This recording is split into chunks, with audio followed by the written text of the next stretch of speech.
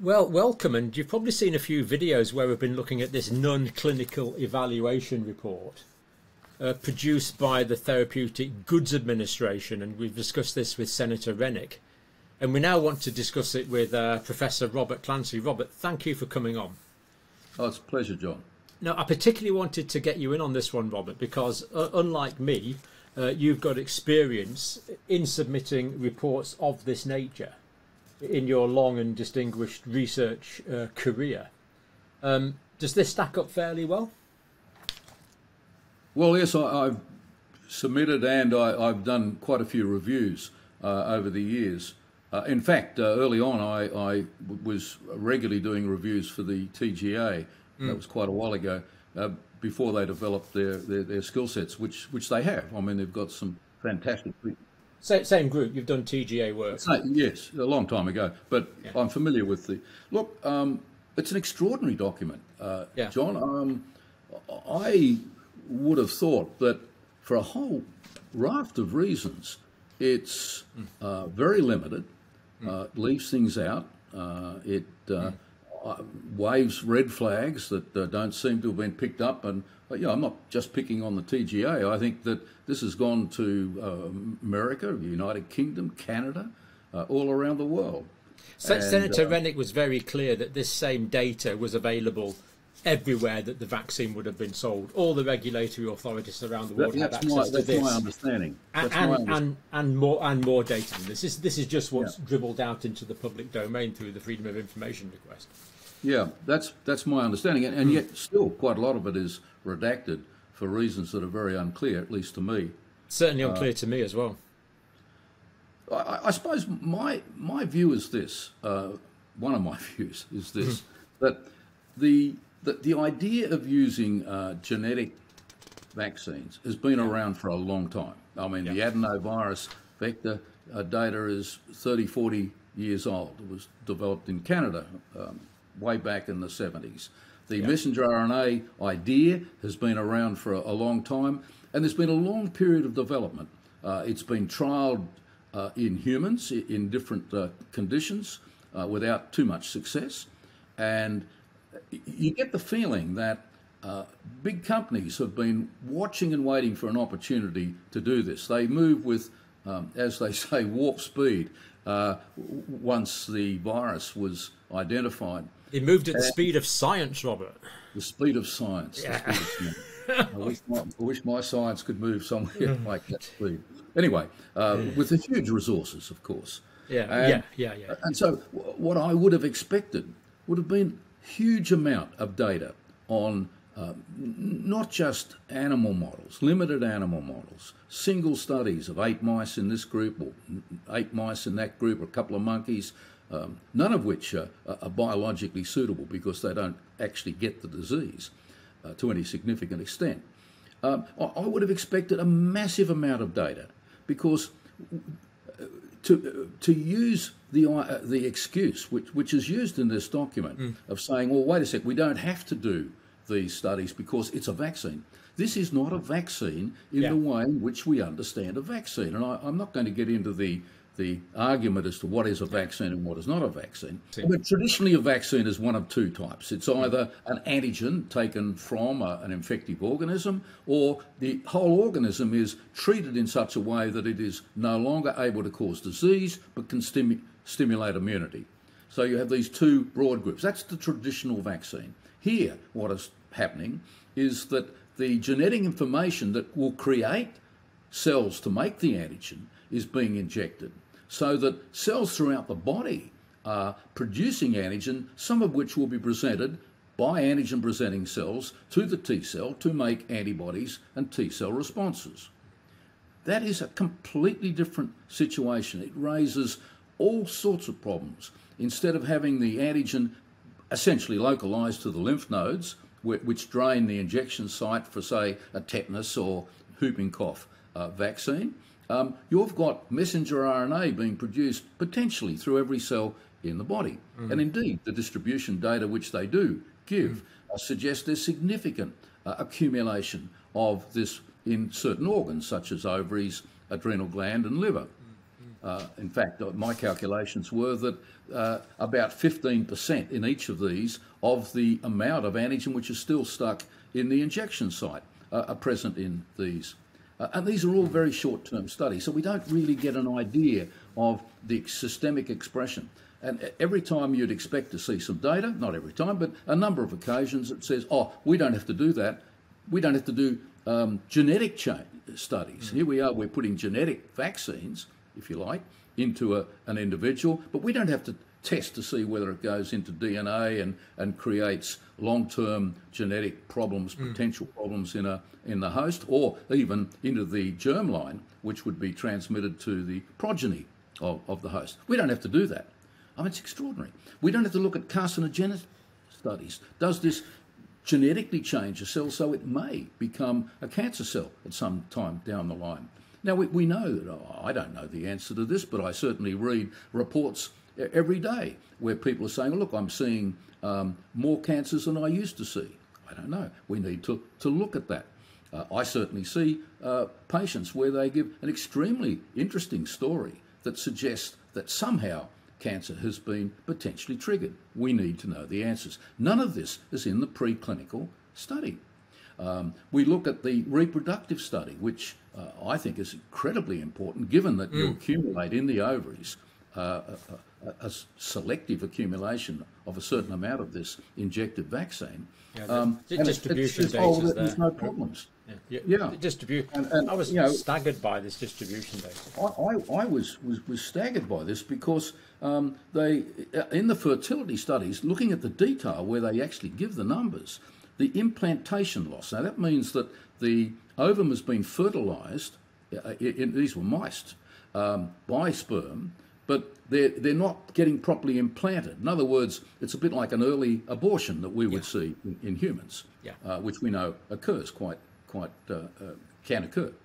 And they in the control group there was 4.1% of the animals had this, but when you look at the one of the groups getting the actual messenger RNA vaccine, it was 9.8%, which was statistically significant. But then they say, well, we don't have to worry about that because historical controls would show that you would include numbers like this. Now, you can't do that. You can't use historical controls for a study you're doing now. I mean, the mice might be a little bit different age, brought up differently, different food, maybe, as far as I know, a different genetic breed. So you have to look at, that's why you do contemporary prospective studies with control groups. So and this is page 55 if anyone wants to check out the reference there, Robert. It's in the document. And you continue reading that section, John, and it looks at fetal abnormalities. Now, this is critically important. You can't afford to have one or two fetal abnormalities, but here we've got a genetic vaccine, and so obviously it's important to look. Now, I can't see any statistical data, but if you go through the long list they have, you find there's one or two and sometimes 8 or 9 examples in the injected group that actually have a whole range of different fetal abnormalities. And basically in the control group, you get very low numbers. Now, I mean, it's a red flag. It doesn't say, oh, dear me, it's causing teratogenic or changes in the fetus that will be birth defects. But it's saying, look, the numbers here they're different. They're different. And so all this is just flagged over and not taken any further. I mean, you might get away with, I don't think you should get away with this in any circumstance, but, if it's a relatively variant of a flu vaccine or something that's been around for hundreds of years, you might shrug your shoulders and say, well, we'll just do a few more studies. But here, that's it. Stop. So this is a radically new therapeutic. It's got a genetic effect, and they're treating it as if it's something we've been trialling for 100 years. I mean, I think I watched that interview that you did with Senator Rennick. With Senator Rennick.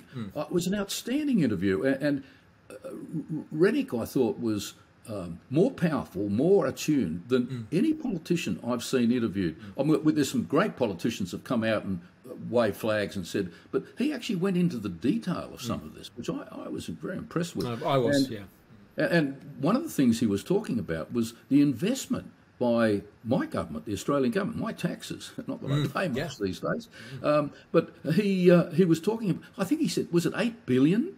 $8 billion. $8 billion. $8 billion. That for a population of 25 million. For a population of 25, 26 million.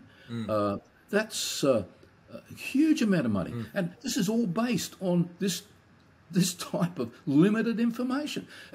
And at no stage did I see in that document and it was written by the TGA. The TGA saying, well, wait a second, we'll give you 6 months or something like that because we've got a pandemic. Not that I think they should have, but they could have. And they said, but this is what we expect from you. We expect more animal species, longer studies. It was as though it was like a blueprint that'd been handed around the world, and everyone's just stamping it and saying, well, the big company said it's okay, it must be okay. It's extraordinary. Yeah. Even a couple of things that they did. There's some very talented people working with the TGA, and there's a couple of quite good comments made, but it's not a demand saying expect. I've been involved with assessment of preclinical and clinical data on and off for 50 years. And sometimes you say, right, well, we expect you to do post-clinical assessments of these, not just clinical data, but also preclinical data. Now, it may not have been in this document, and I may have missed it, but I certainly didn't see it. Yeah, absolutely incredible. It just seems they've taken Pfizer at its word for so many things. They've just carried on as if this is a routine vaccine, but this is a radically different new treatment. It really is.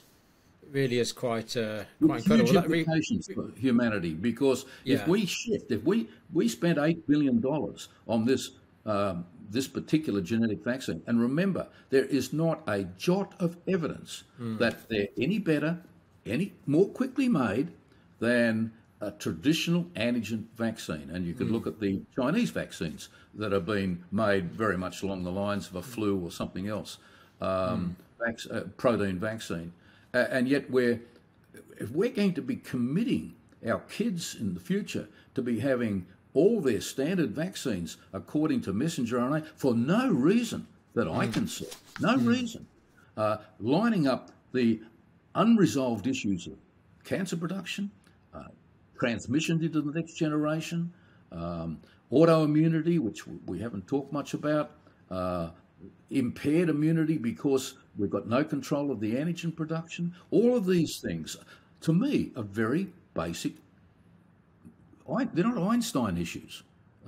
They're standard issues that anyone with a broad understanding of immunology certainly should have picked up on straight away. And I think it is even the protection studies, given that you can't really show protection in animals that don't get the disease.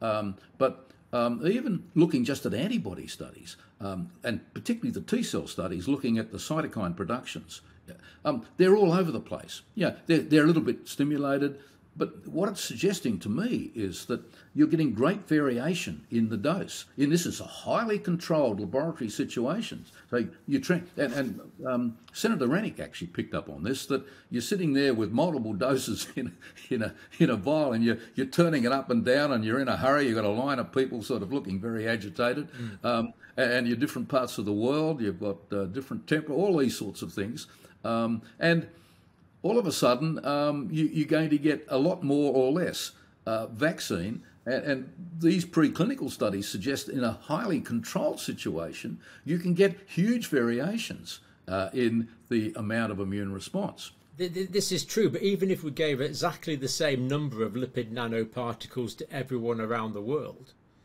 that's still going to give a completely, essentially random production of antigen. Because everyone's going to respond differently depending on the biodistribution and the cell membranes and 1,000 factors. Absolutely. This is very different to.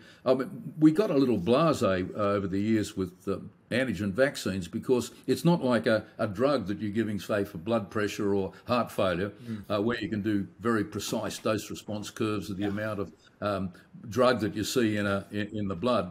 The curves are much flatter with the immune response, but you'll remember that while it's flatter, there are three zones. There's a zone where if you have very small amounts of antigen, you can get a net, remember, net negative effect. If you put a lot of antigen in, you get a net negative effect, and it's somewhere in between. Now, one of the studies, I think it was repeat dose, where they were looking at using multiple doses and high doses, they actually got a reduction of antibody, a very short-term antibody. And you might say, well, what's that? Then independently they do cytokine studies, and they do not connect those cytokine studies with the observed immune response. And if you look at those cytokine studies, I can't remember what page they were, John. Yeah, you know the cytokines. I didn't spot this. The dominant cytokine is one known as IL-10. Yeah. Now, IL-10 is the main cytokine produced by the T suppressor or Treg cells, which turn off an immune response. And it just goes up and up and up. And so here, to me, is a red flag. In a very limited animal model, you're finding that with a little bit more antigen, you're actually turning off the immune response, which is consistent with their own studies showing a limited duration. No long-term studies done in these animals. And they actually point out in their discussion that we've done this because we're expecting people maybe to have up to 2 injections a year. Here we are, 2 years down the line from the beginning of the vaccine, and people are having their 5th vaccine. So this is a lot more than just 2 in a year. This is 5 in 2 years. Just to clarify that a bit of science, Robert, because I missed this, and I don't think Senator Rennick's necessarily got this bit either. Oh, sorry. It's specialised. No, not at all. It's great that you've picked it up. So you give an increased dose of antigen.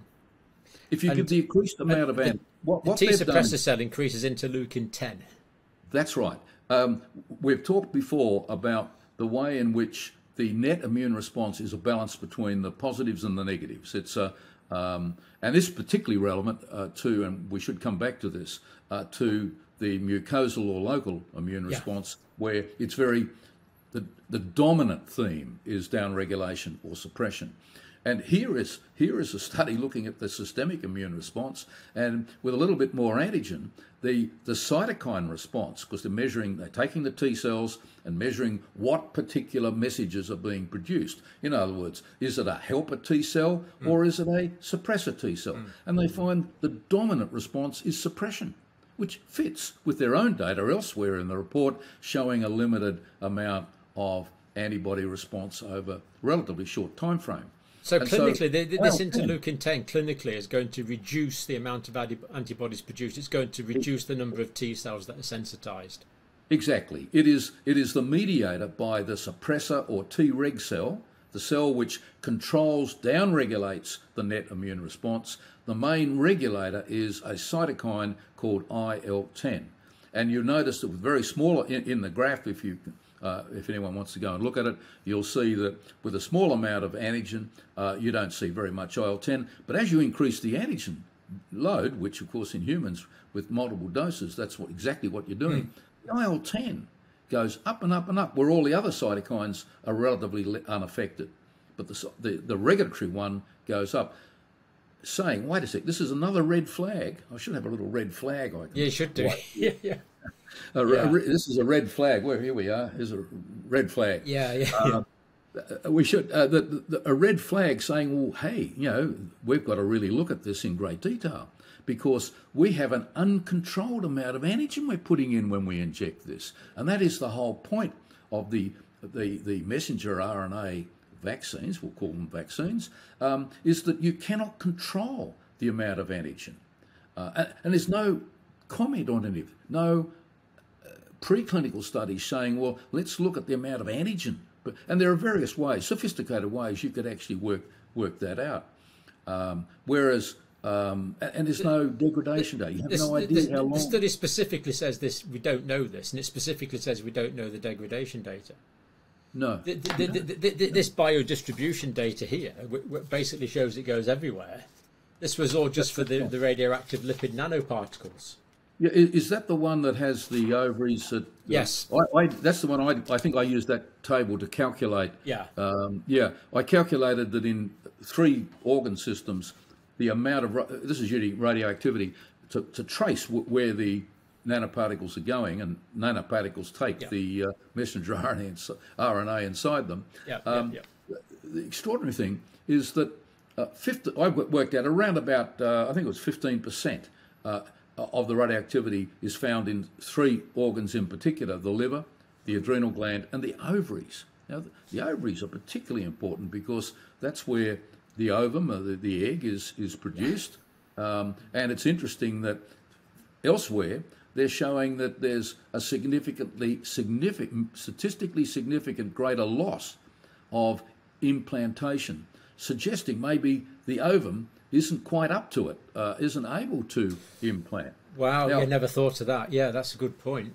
If the ovaries were degraded, producing less viable ovum, you'll get more spontaneous abortions. I'm not an obstetrician, but anyone who's followed this field will be aware of the controversies about whether or not in humans there's different low birth rates are being looked at, miscarriages, which would be loss of implantation is a very early miscarriage. Sure. And years ago we were very interested in this through a factor called early pregnancy factor, and we were measuring this, and we know that there is this background early if you like, implantation loss, and this is going up in the animals that have been given the messenger RNA vaccine. So, did you see anything on mucosal immunity, Robert? I didn't notice anything. No. I'm a little biased because it's what I do, but you're a little biased because this is science, Robert. It's the nature of reality. For those who aren't familiar with this. The coronavirus, flu virus, COVID-19, these are infections of the mucosal space, the airway. They're not like a measles, which has to go through the bloodstream to establish its infective loci, and the traditional tetanus and all these other toxin-producing or infections which require transit through the bloodstream, where systemic immunity is absolutely what you want. And that's why we have highly effective vaccines for these traditional infections. When you come to the airway, the influenza model is a very good model for COVID, because a bad influenza is doing essentially what the COVID-19, the bad coronavirus, is doing. It's escaping from that, but primarily it's an infection of that airway space. And that immune response, the mucosal immune response, which is typified by IgA antibody in secretions, that is what dominates the longer term outcome. And one would have thought it's as though they just had people who didn't really understand the biology of the infection. You would say, the first thing you'd think, well, this is an infection of the airway. We're going to look at what sort of happens in the airway in the mouse, the monkey, the rat, the animal species they were studying. The mind boggles. There's a complete, either a conscious or an unconscious, a complete neglect of the biology of the condition over and above everything else. Yeah, I know you've only had a short time to look at this, Robert, so we can maybe come back and look at it another time. But I mean, another finding, for example, showed that in vaccinated and unvaccinated animals, this is page 4, there was no real difference in the lung pathology. Yeah. Now when they were challenged with the virus, these were viral challenge studies. That is interesting. And the monkey clearly is not a very good model because, to the best of my knowledge, it doesn't actually get serious disease. But it does get some change, and there seems to be no significant difference in the actual change between the control. They make a big point of the radiology.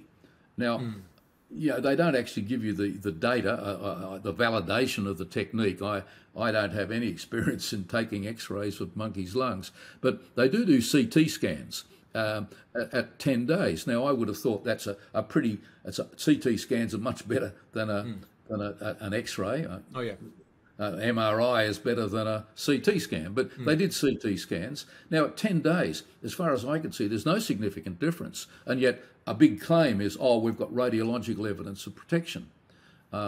Now, my reading of that is they don't have radiological evidence of protection. There's there's no significant difference with their best technique, the CT scan, at 10 days. Now, I would have thought 10 days is a pretty good time to look at what's going on in the lungs, because we know that's around about the time after acquiring the infection in humans that you start getting significant serious lung disease. Indeed.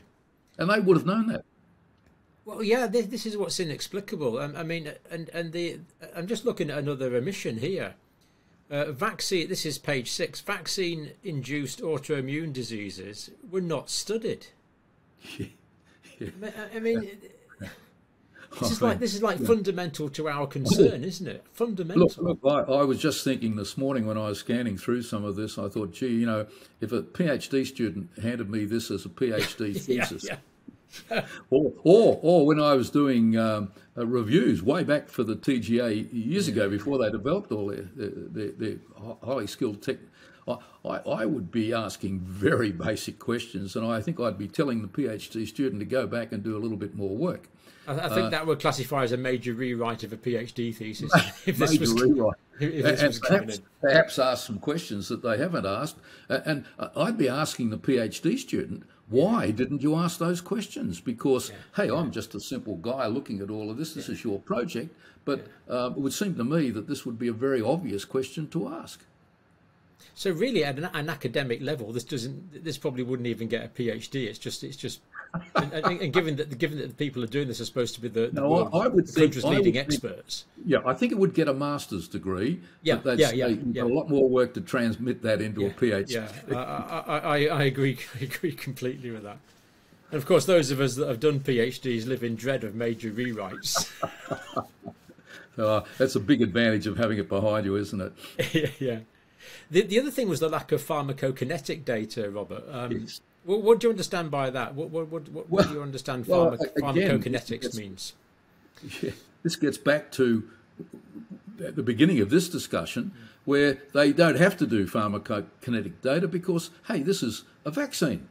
Well, you know, vaccines that we're talking about, the traditional antigen vaccines, a totally different circumstance. Here we're injecting highly reactive genetic material. Oh no, we don't have to do pharmacokinetic. We don't have to look at where it goes, how long it goes, where it goes. We don't have to do any of that sort of stuff. What antigens produced, what are we getting immune responses and destruction of the tissues expressing those antigens, autoimmune disease, which of course we now know occurs quite reasonably commonly in people in humans getting the vaccine. We know all of these things, and yet none of it's been even looked at to predict what might happen.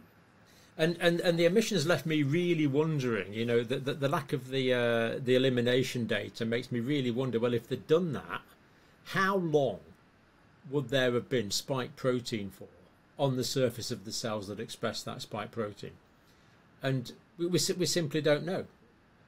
Yeah, I think a responsible organisation would say, okay, we've got a pandemic, here is the data, these are the studies we've got in play, we will release these as the data comes out, we're aware of these potentials, these are flags we recognise. Not a word, not a word. And that has been translated into, hey, why don't you put Australian government $8 billion into helping us develop this so we can do it for the flu, for the measles, I guess, the tetanus, all of the, we're going to give you messenger RNA vaccines. And again, anyone watching this would say, wait a second, what's the difference going to be with any of these, because you're going to use exactly the same methodology because you found it worked in terms of expressing lots of antigen, but you're going to get the autoimmune diseases. You know, you have to say, in fairness, that the spike protein was a bit of a surprise. Maybe it shouldn't have been a surprise, but it certainly was, that the spike protein is in itself toxic, and that has additional effect. But it's certainly the fact that it's an antigen and will be a focus for an autoimmune type of response is going to occur with any antigens that you're producing. And so there's a huge amount riding on this. This is not... Yeah. And the whole of humanity's getting this stuff. The other thing is the codon optimization in the RNA that was actually given was optimized to produce as much spike protein as possible, which is understandable because they wanted a good antigen production. So you've got that factor that you're going to produce more spike protein than the infection probably would. And, of course, the lipid nanoparticles were able to absorb into cells, whether they had an ACE2 receptor or not. So the lipid nanoparticles were able to infect cells that the virus could never enter into physiologically because it didn't have the right receptors. That's true. So, I mean, what do you think the implications of that are? Potentially, does this mean any cell in the body could be transfected with the virus, whereas with the vaccine, whereas only a few cells in the body can be transfected with the actual virus itself? Well, again, there's so much uncertainty, and we just don't know. But the point you make is correct, that everything has been done to both the spike protein and to the lipid nanoparticles, which are enclosing that spike protein, to get it into cells to produce the antigen. So the aim here is to get cells in an indiscriminate way, making antigen in a completely unknown amount, in a completely unknown distribution. And of course, that is very different to the virus, which uses a specific ACE2, binds to a particular receptor on cells. A lot of cells have it, but a lot of cells don't as well, of course. A lot of cells don't.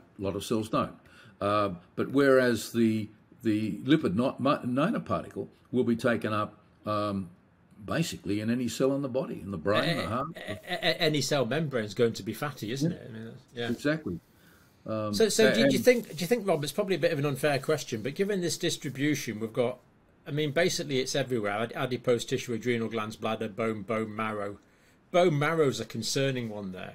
But given that the lipid nanoparticle was distributed to these areas, given that all of these areas have cells with phospholipid bilayers as their external membranes, I mean, I think it's reasonable to assume that the spike protein coding mRNA went into cells to some degree in all of these tissues. Does that sound possible?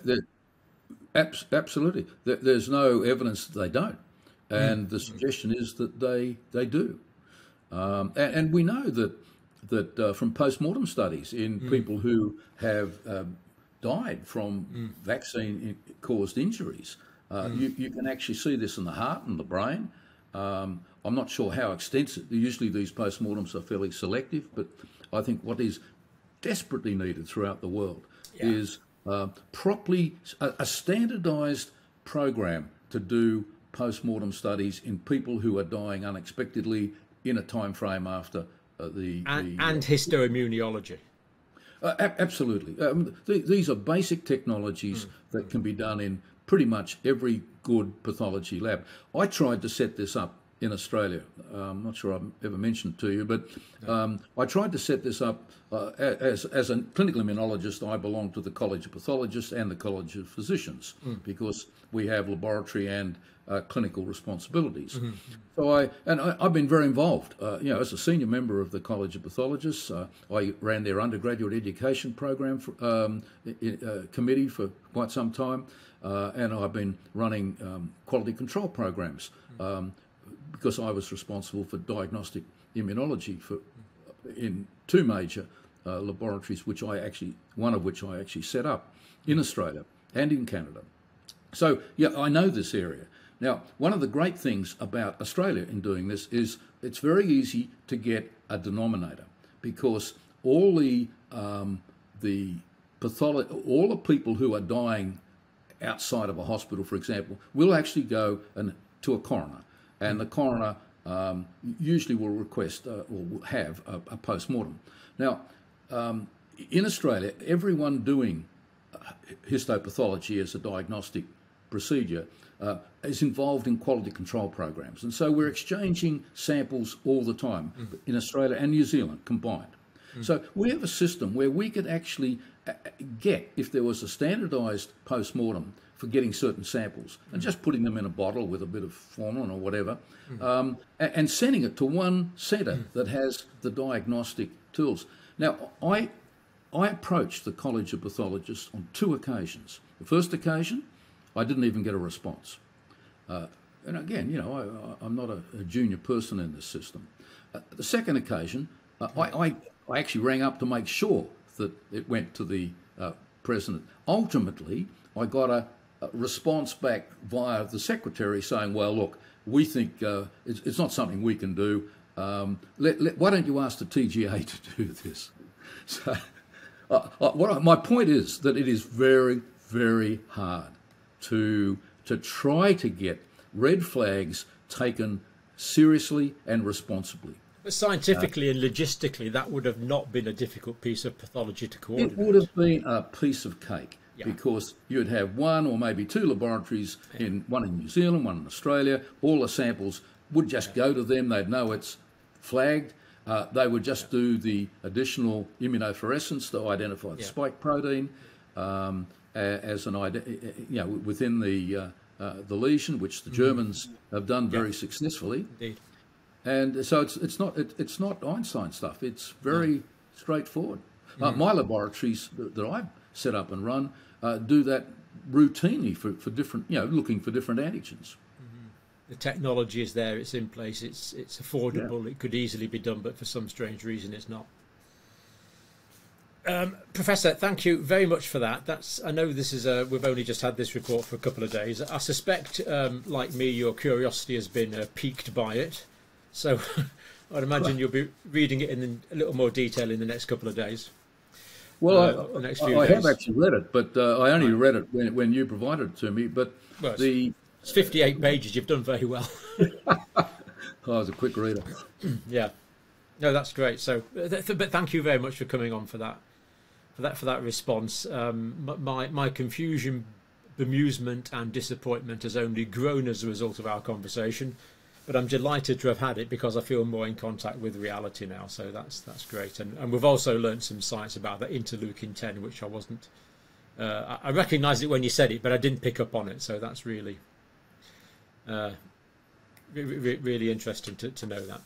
So, Professor Clancy, thank you very much for your time, as always. A great pleasure.